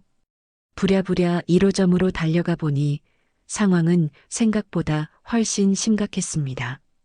이미 인터넷 지역 맘카페와 SNS에는 요즘 핫한 그 밀키트 업체, 위생 상태 최악이라네요. 돈독 올라서 재료 재탕한다더라 같은 악성 게시글들이 도배가 되어 있었습니다. 그런데 그 글들의 내용이 어딘가 이상했습니다. 단순한 컴플레인이 아니라 마치 작정하고 저를 깎아내리려는 듯한 인신공격성 내용들이 섞여 있었거든요. 사장 여자가 돈에 미쳐서 애는 뒷전이고 밖으로만 나돈다더라. 이혼하고 남자 만나느라 위생관리는 안중에도 없다. 이런 내용은 내부 사정을 아는 사람이 아니면 쓸 수 없는 말들이었습니다. 직감적으로 알 수 있었습니다. 이건 단순한 사고가 아니라 누군가의 의도적인 공격이라는 것을요. 그리고 그 배후에 누가 있는지도 뻔했죠. 전 남편이었습니다. 회사에서 잘리고 할 일 없어진 그 인간이 방구석에 처박혀서 키보드로 저를 난도질하고 있었던 겁니다. 가명으로 맘카페에 가입해서 저 그 집 사장 지인인데 라며 교묘하게 루머를 퍼뜨리고 기자들에게 제보 메일까지 보낸 거였죠. 그 효과는 파괴적이었습니다. 주문 취소 알림이 빗발치기 시작했고 반품 요청이 쇄도했죠. 아이 먹일 건데 불안해서 못 먹이겠다. 실망이다. 불매 운동하겠다. 순식간에 매출이 반토막 났고 가맹점 주님들의 항해 전화가 빗발쳤습니다. 저는 해명 글을 올리고 위생 점검표를 공개했지만 이미 불붙은 여론은 쉽게 가라앉지 않았습니다. 사람들은 진실보다 자극적인 루머에 더 열광하니까요. 며칠 밤을 새우며 수습하느라 제 몸과 마음은 너덜너덜해졌습니다. 하지만 진짜 지옥은 아직 시작도 안 했더라고요. 어느 날 오후 유치원 선생님에게서 전화가 왔습니다. 평소 같으면 알림장 앱으로 연락이 올 시간인데 전화벨이 울리는 순간 불길한 예감이 스쳤습니다. 어머님, 큰일 났어요. 지금 아버님 되시는 분이 오셔서 아이를 데려가겠다고 난리를 치고 계세요. 네, 절대 안 돼요. 제가 갈 때까지 절대 보내시면 안 돼요. 저는 핸드폰을 든 채 미친 듯이 차를 몰았습니다. 신호가 걸릴 때마다 핸들을 내려치며 소리를 질렀죠. 제발, 제발 우리 애 건드리지 마. 넌 아빠 자격도 없잖아. 유치원 앞에 도착하니 정문에서 실랑이가 벌어지고 있었습니다. 전 남편이 아이의 팔을 억지로 잡아 끌고 있었고 아이는 싫어. 엄마한테 갈 거야. 하며 자지러지게 울고 있었습니다. 선생님 두 분이 말리고 있었지만 전 남편은 막무가내였습니다. 내가 내 새끼 데려간다는데 당신들이 무슨 상관이야. 나 친권자야. 경찰 부르기 전에 비켜. 그 모습을 보는 순간 이성이 끊어지는 것 같았습니다. 저는 차 문을 박차고 나가 전 남편에게 달려들었습니다. 이 미친 인간아. 그 손 안 나? 제가 남편을 밀쳐내고 아이를 품에 앉아 아이는 사시나무 떨듯 떨며 제 옷자락을 꽉 쥐었습니다. 엄마, 무서워. 아빠가 자꾸 가자고 해. 아이의 눈물 범벅이 된 얼굴을 보니 가슴이 찢어지는 것 같았습니다. 전 남편은 헝클어진 머리에 며칠 안 씻은 듯한 초췌한 몰골로 저를 노려보더군요. 그 눈빛엔 광기가 서려 있었습니다. 오, 능력 있는 사장님 오셨네? 야, 너 돈 많이 벌었다며? 근데 왜 애 교육은 이따위로 시켰냐? 아빠를 보고 도망을 가? 네가 아빠야? 애한테 트라우마 심어주는 게 아빠냐고. 돈 필요하면 차라리 국어를 해. 애 이용해서 장사하지 말고. 뭐? 국어를? 야, 이년아. 내가 누구 때문에 이 꼴이 됐는데. 너 방송 나가서 히히덕거릴 때 나는 지옥을 살았어. 내 인생 망쳐놓고 너만 잘 살면 다야? 절대 안 되지. 나 죽어도 혼자 안 죽어. 너도 똑같이 당해봐. 애 뺏기고 사업 망하고 빈털털이 돼서 길바닥에 나 앉아보라고. 전 남편은 악을 쓰며 제게 달려들려 했고 주변에 있던 학부모들이 놀라 웅성거렸습니다. 다행히 신고를 받고 출동한 경찰차가 도착하자 전 남편은 흠칫 놀라 뒷걸음질 쳤어요. 두고 봐. 법대로 해. 양육권 소송 걸었으니까 조만간 법원에서 보자고. 내가 기필코 데려갈 거니까. 전 남편은 바닥에 침을 퇴뱉고는 도망치듯 사라졌습니다. 경찰관님께 상황을 설명하고 접근 금지 신청을 하겠다는 안내를 받는 내내 제 손은 멈추지 않고 떨렸습니다. 아이를 차에 태우고 집으로 돌아오는 길, 아이는 놀란 가슴이 진정되지 않는지 계속 훌쩍거렸습니다. 저는 백미러로 아이를 보며 괜찮아, 엄마가 지켜줄게라고 말했지만 목소리가 떨리는 건 어쩔 수 없었습니다. 집에 도착해 아이를 겨우 달래 재우고 나니 긴장이 풀리면서 온몸에 힘이 빠지더군요. 그때 핸드폰이 다시 울렸습니다. 가게 매니저였습니다. 대표님, 죄송해요.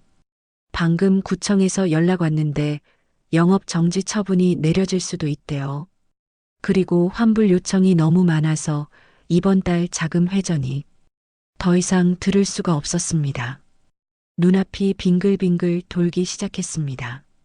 아이를 뺏길 수도 있다는 공포, 그리고 피땀 흘려 일군 내 가게가 하루아침에 무너질 수도 있다는 절망감. 그 두 가지가 거대한 파도가 되어 저를 덮쳤습니다. 숨이 쉬어지지 않았습니다.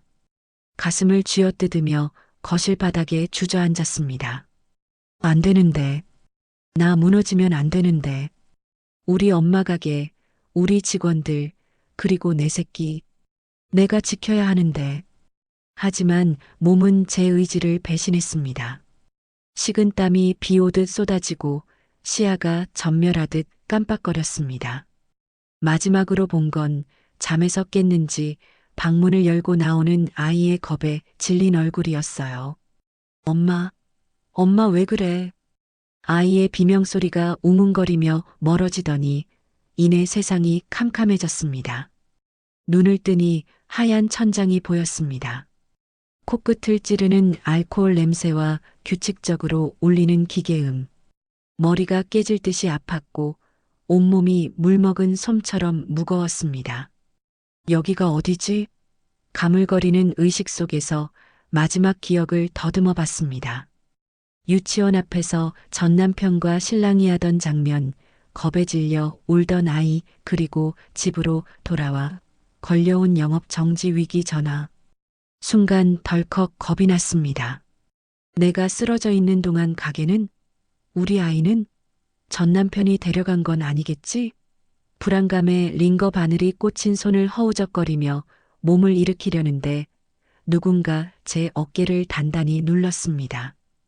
가만히 있어라. 링거 빠진다. 익숙하고 거친 목소리. 고개를 돌려보니 친정엄마가 침대 옆 의자에 앉아 사과를 깎고 계셨습니다. 평소와 다름없는 무뚝뚝한 표정이었지만 눈가는 붉게 충혈되어 있었죠. 엄마, 나 얼마나 잤어? 가게는? 애는? 제가 쉰 목소리로 다급하게 묻자 엄마는 깎은 사과 한 조각을 제 입에 넣어주시며 덤덤하게 말씀하셨습니다. 이틀 꼬박 잤다. 애는 아빠가 유치원 보내고 잘 돌보고 있으니까 걱정 말고 가게 걱정도 하덜덜 말아라. 엄마가 다 해결해놨다. 해결? 어떻게? 우리 가게 어떻게? 그러니까 정신 똑바로 차리란 말이다.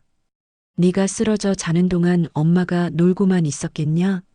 그깟 놈들, 엄마 손바닥 아니다. 엄마는 품에서 서류 봉투 하나를 꺼내 침대 위에 던져주셨습니다. 봉투 안에는 USB 하나와 몇 장의 사진, 그리고 녹취록이 들어 있었습니다.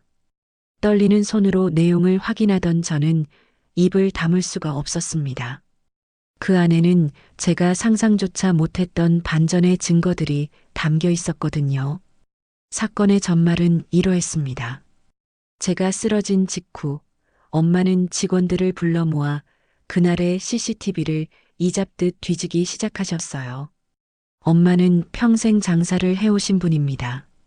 진상 손님, 경쟁 가게의 견제, 별의별 꼴을 다 겪어보신 베테랑이시죠. 엄마의 촉은 정확했습니다. 식중독 신고가 들어온 날 유독 수상한 행동을 하는 알바생 하나가 CCTV에 포착된 겁니다. 주방 구석에서 몰래 핸드폰을 만지작거리고 식자재 보관함 뚜껑을 열어놓고 두리번거리는 모습. 결정적으로 쓰레기통에 버려진 유통기한 지난 우유팩을 몰래 꺼내 식재료 통에 섞어 넣는 장면이 고화질로 딱 찍혀 있었습니다. 엄마는 그 길로 알바생을 따로 불러냈습니다. 처음에는 실수였다, 모른다며 발뺌하던 알바생도 엄마가 CCTV 영상을 보여주며 경찰서 갈래? 사실대로 말할래?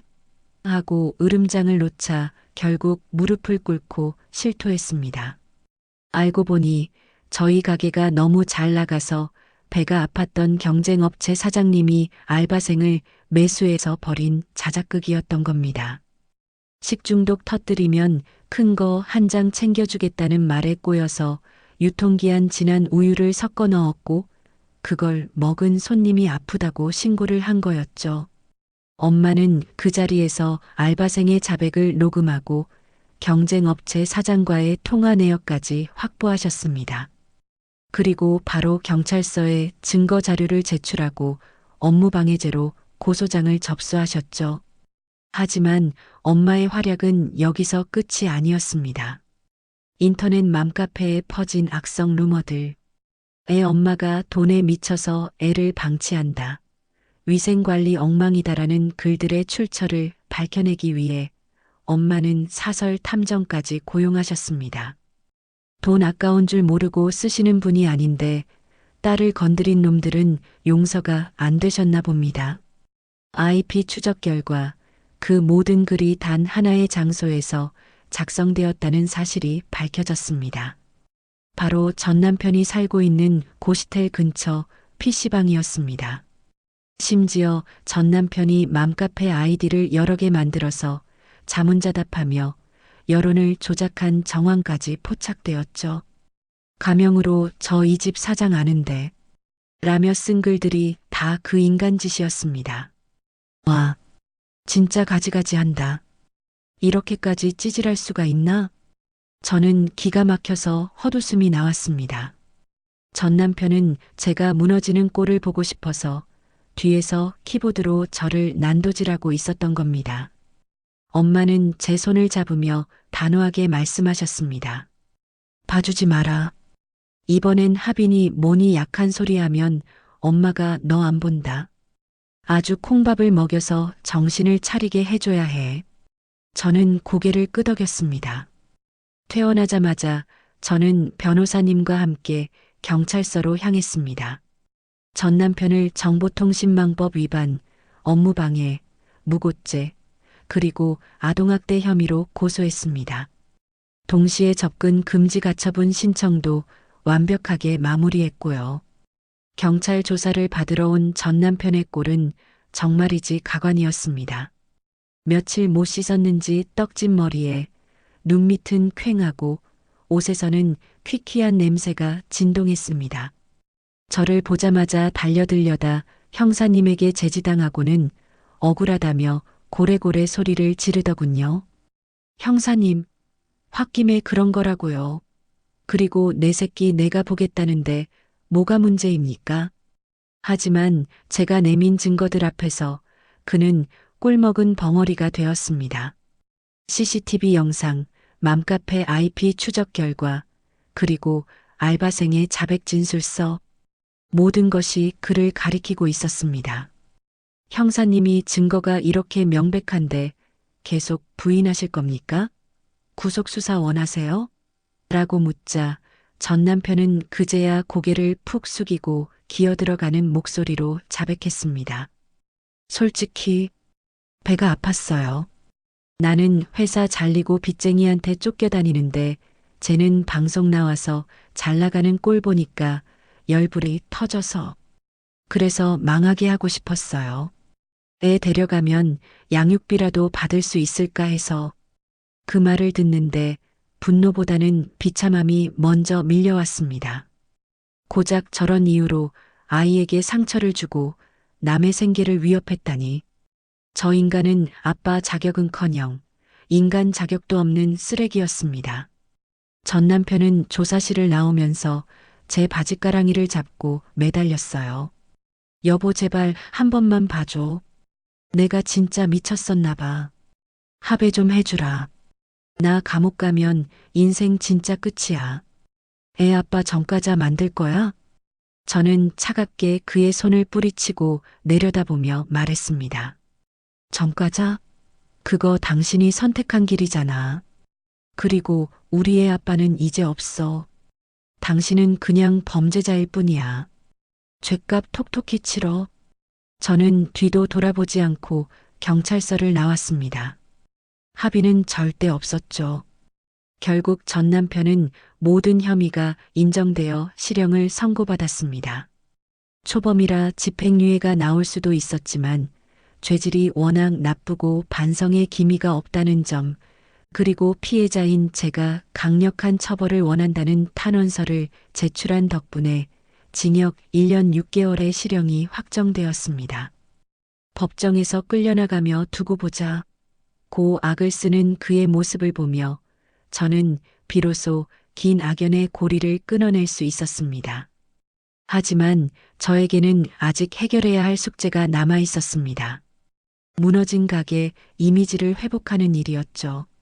저는 엄마가 확보한 경쟁업체의 자작극 증거와 위생 점검 결과를 바탕으로 정면 돌파를 선택했습니다. 기자회견을 열어 모든 진실을 밝혔습니다. 저희는 억울하게 공격당했습니다. 하지만 이것 또한 저희가 더 단단해지는 계기가 될 것입니다. 눈물을 흘리며 호소하는 대신 당당하고 침착하게 팩트를 전달했습니다. 동시에 조리 과정을 24시간 공개하는 투명 주방 시스템을 도입하겠다고 선언했습니다. 누구나 언제든지 우리 가게의 위생 상태를 볼 수 있게 하겠다는 초강수였죠. 반전은 드라마틱했습니다. 진실이 밝혀지자 여론은 순식간에 뒤집혔습니다. 경쟁업체 진짜 악랄하다. 억울하게 당한 사장님 힘내세요.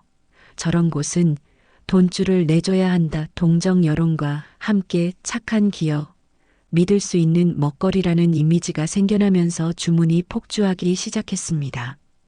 위생 논란이 오히려 전화위복이 되어 브랜드 인지도가 수직 상승한 겁니다. 가맹점 문의는 이전보다 2배로 늘었고 밀키트는 생산 라인을 증설해야 할 정도로 불티나게 팔려나갔습니다. 1호점 점주님도 대표님 역시 믿고 따르길 잘했습니다. 라며 감격의 눈물을 흘리셨고요.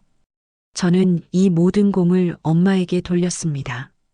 엄마가 아니었다면 저는 쓰러진 채로 모든 걸 잃었을지도 모릅니다. 엄마는 내가 뭐 한 게 있냐? 다 네 복이다. 라며 쑥스러워 하셨지만 저는 압니다. 저의 가장 든든한 백이자 멘토는 바로 엄마라는 거리요. 어느 날 가게 마감을 하고 엄마와 단둘이 소주 한 잔을 기울였습니다. 엄마가 제 잔을 채워주시며 말씀하시더군요. 이제 다 끝났다. 똥차도 치웠고 가게도 자리 잡았고 이제 너 하고 싶은 거 다 하고 살아라. 연애도 좀 하고. 에이, 연애는 무슨. 난 그냥 이렇게 돈 벌고 애 키우는 게 좋아. 웃기고 있네. 젊은 애가 벌써부터 늙은이 소리하고 있어. 너 좋다는 사람 줄을 섰다더라. 그 김이사인가 뭔가 하는 양반. 눈빛이 예사롭지 않던데? 엄마의 짓궂은 농담에 얼굴이 확 달아올랐습니다. 사실 최근에 사업 파트너로 만난 김 이사님이라는 분이 저에게 호감을 보이고 있었거든요. 능력 있고 다정하고 무엇보다 제 과거를 다 알고도 대표님 그 자체로 멋지다고 말해주는 사람. 전 남편 때문에 닫혔던 마음의 문이 그 사람 앞에서 조금씩 열리고 있는 걸 느끼고 있었습니다. 하지만 아직은 두려움이 앞섰는데 엄마의 응원을 들으니 용기가 생기더군요. 엄마, 나 진짜 행복해져도 될까? 그럼, 되고 말고. 넌 충분히 그럴 자격 있다. 그동안 고생한 거 다 보상받아야지. 엄마와 저는 건배를 하며 환하게 웃었습니다. 쓰디쓴 소주가 그날따라 달게 느껴졌습니다. 비 온 뒤에 땅이 굳는다고 하죠. 저는 엄청난 폭풍우를 겪어냈고 이제는 어떤 바람이 불어도 흔들리지 않는 뿌리 깊은 나무가 되었습니다.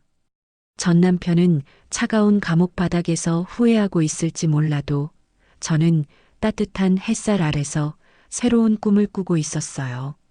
죽을 것만 같았던 그 모든 일들이 지나고 어느덧 몇 년이라는 세월이 훌쩍 흘렀네요. 저는 거실 통유리창 너머로 한강이 내려다 보이는 제 명의로 된 새 아파트에 입주했습니다. 아침 햇살이 강물에 부서져 반짝이는 걸 보고 있으면 가끔은 이게 꿈인가 싶어 제 볼을 꼬집어 보곤 해요. 하지만 꿈이 아닙니다. 이 넓고 안락한 집, 여유로운 아침, 그리고 무엇보다 제 마음속에 가득 찬 평화. 이 모든 건 제가 피땀 흘려 지켜낸 제 인생의 성적표이자 훈장 같은 것들이니까요. 가게는 이제 제가 손을 대지 않아도 시스템이 알아서 돌아갈 정도로 안정되었습니다. 전국의 가맹점이 50개가 넘었고 밀키트는 대형마트와 홈쇼핑까지 진출해서 그야말로 없어서 못 파는 효자 상품이 되었죠. 덕분에 평생 고생만 하신 우리 부모님은 경영 일선에서 은퇴하시고 그토록 원하시던 전국 맛집 투어를 다니시며 제2의 신혼을 즐기고 계십니다. 가끔 엄마한테 전화가 오면 수화기 너머로 들리는 파도 소리, 웃음소리에 저까지 덩달아 행복해지곤 합니다. 엄마, 거기 좋아? 맛있는 거 많이 드시고 푹 쉬다 오세요. 아이고, 좋다마다. 너 덕분에 이 늙은이가 호강한다. 고맙다, 내 딸. 그 말을 들을 때마다 가슴이 뭉클해집니다. 효도가 뭐 별건가요? 부모님 얼굴에 웃음꽃 피게 해드리는 게 최고죠. 그러던 어느 날 우연히, 정말 우연히 그 사람을 다시 마주쳤습니다. 주말이라 아이와 함께 쇼핑을 하러 백화점에 갔을 때였어요. 발렛 파킹을 맡기려고 차를 세웠는데 제 차 문을 열어주는 직원의 손이 왠지 낯익더라고요. 거칠고 투박한 손. 무심코 고개를 들어 직원의 얼굴을 본 순간 저는 숨이 턱 막히는 줄 알았습니다. 거기엔 낡은 유니폼을 입고 땀을 뻘뻘 흘리고 있는 전 남편이 서 있었거든요. 처음엔 못 알아볼 뻔했습니다. 그 빳빳하던 셔츠에 명품 시계를 차고 거들먹거리던 모습은 온데간데 없고 햇빛에 그을려 새카매진 얼굴에 주름이 자글자글한 중년의 남자가 서 있었으니까요. 머리숱도 휑하니 빠져서 훨씬 더 늙어 보이더군요. 전 남편도 저를 알아봤는지 차 키를 받으려다 말고 동작을 멈췄습니다. 그의 눈동자가 심하게 흔들렸습니다. 제 얼굴을 보고 그리고 제가 타고 온 벤츠를 보고 다시 제 얼굴을 번갈아 보더군요. 입술이 파르르 떨리는 게 보였습니다. 여보. 그가 뭔가 말을 하려는 듯 엉거주춤 다가오는데 그때 뒷좌석 문이 열리고 우리 아이가 내렸습니다. 엄마, 나 배고파. 빨리 밥 먹으러 가자. 어느새 훌쩍 커서 초등학생이 된 아들이 제 손을 잡으며 보챘습니다. 전 남편은 아이를 보자마자 얼어붙은 듯 굳어버렸습니다. 자신이 버리려고 했던 양육비 아깝다고 꼼수 부리다 뺏길 뻔했던 그 아이. 구김살 없이 밝고 건강하게 자란, 그리고 머리부터 발끝까지 좋은 옷을 입고 귀티가 흐르는 아이를 보자 차마 아는 척을 못하겠는지 고개를 푹 숙이더군요. 자신의 초라한 모습과 너무나 비교가 되었겠죠. 그 순간 저는 그에게 일말의 동정심조차 들지 않았습니다. 화도 나지 않았고요. 그저 저 사람은 이제 내 인생에서 아무런 의미가 없는 먼지 같은 존재구나 하는 생각뿐이었습니다. 저는 그를 투명 인간 취급하며 차 키를 건네주고는 아이 손을 잡고 돌아섰습니다. 가자, 아들. 맛있는 거 먹으러. 등 뒤에서 전 남편의 한숨소리가 들리는 것 같았지만 저는 뒤도 돌아보지 않았습니다. 엘리베이터에 타서 거울을 보니 제 얼굴이 그 어느 때보다 편안해 보이더라고요. 그게 우리의 마지막이었습니다. 아마 그는 평생 그 주차장에서 남의 차 문이나 열어주며 자신이 놓친 복을 곱씹으며 후회 속에 살아가겠죠. 그게 그에게 내려진 가장 잔인하고도 공평한 형벌일 테니까요.